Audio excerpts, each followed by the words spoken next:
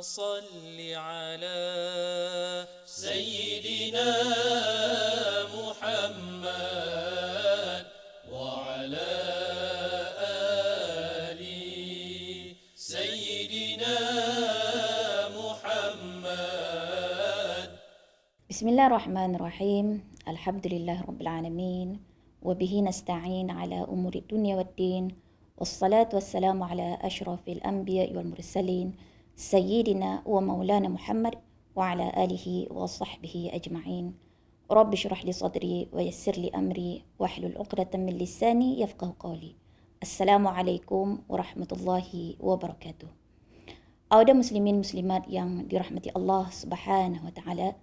Alhamdulillah, bersyukur kita kepada Allah Subhanahu wa taala kerana dengan limpah dan kurnianya jua sekali lagi kita dipertemukan dengan bulan Ramadan, bulan yang mulia. Berbeza pada bulan Ramadan di tahun lalu, kita menghadapi pandemik COVID-19. Dan alhamdulillah, Ramadan pada tahun ini kita raikan di saat negara sudah berpindah ke fasa norma baharu. Walaupun ketika ini kita berada di fasa endemik, tetapi negara masih saja mengambil langkah pencegahan dengan mengamalkan SOP dan juga langkah-langkah lain. Antaranya ialah melakukan ujian swab PCR dan juga ART. Ujian swab polymerase chain reaction atau singkatannya PCR dan juga antigen rapid test atau singkatannya ART adalah kaedah yang digunakan bagi mengesan jangkitan virus COVID-19 dalam sistem pernafasan. Dan kedua-dua kaedah ini memerlukan pengambilan sampel yang dicalit daripada hidung ataupun mulut. Secara umumnya, pengambilan sampel ini boleh dilakukan dengan menggunakan beberapa cara, iaitu antaranya ialah dengan memasukkan alat swab ke dalam kawasan belakang rongga hidung atau yang dipanggil juga sebagai nasopharynx kalau dari segi istilah anatominya, ataupun dengan cara memasukkan alat swab ke dalam kawasan belakang anak tekak atau dari segi istilah anatominya yang dipanggil sebagai oropharynx. Atau boleh juga dengan cara memasukkan alat swab hanya pada rongga lubang hidung atau di dalam rongga mulut sahaja. Dan ia dah sampai masuk ke dalam kawasan nasopharynx ataupun tidak sampai ke dalam kawasan oropharynx. Walau bagaimanapun, kaedah atau pengambilan ataupun prosedur ujian swab PCR yang biasa dilakukan di negara Brunei Darussalam berdasarkan keterangan pakar perubatan bahagian ENT iaitu telinga, hidung dan mulut ialah dengan memasukkan alat swab ke dalam rongga hidung hingga sampai ke kawasan nasopharynx. Manakala bagi ujian ART pula, alat swab itu hanya dimasukkan di dalam kawasan rongga hidung ataupun rongga mulut sahaja.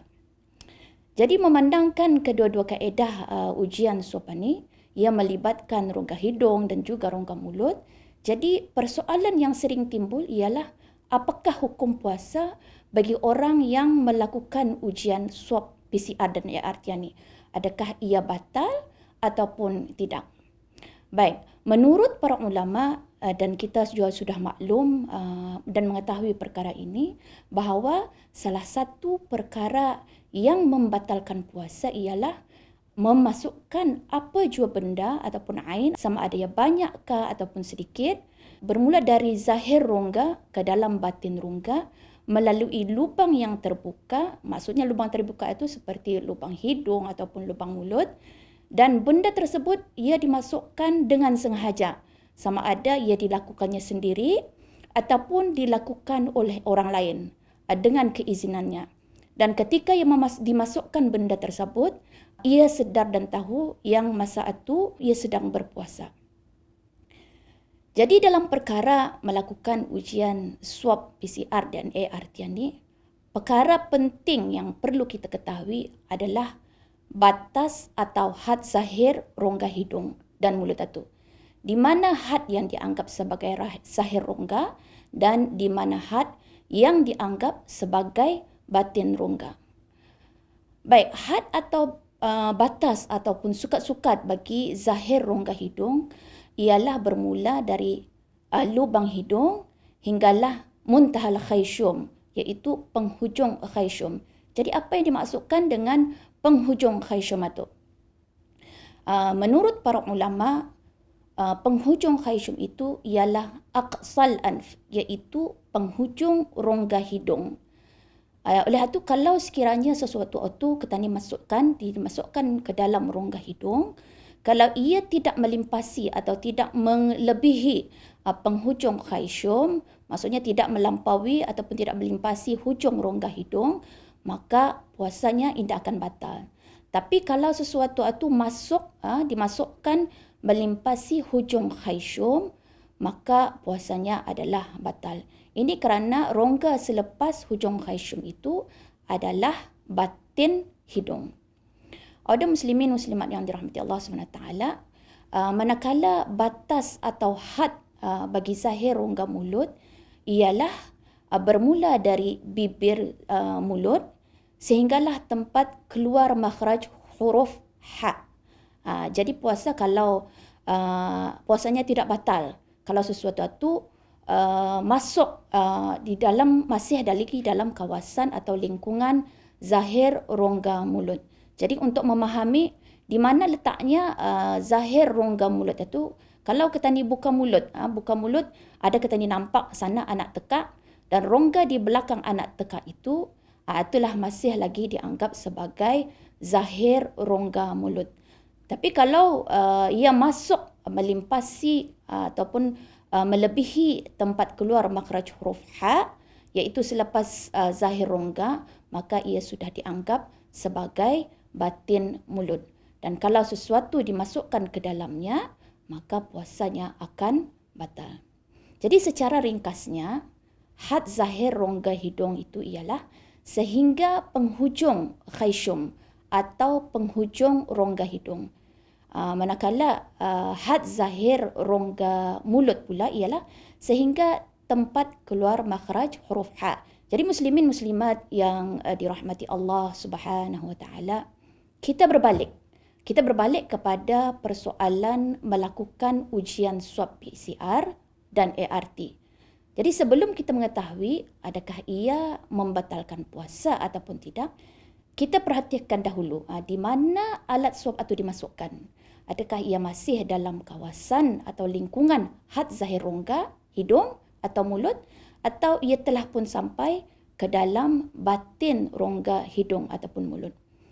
Dan kalau kita ni perhatikan dalam gambaran ni, kaedah yang dilakukan bagi ujian swab PCR melalui hidung, khususnya yang dilakukan di negara Bunda Darussalam ini, ialah memasukkan alat swab hingga sampai ke nasopharynx.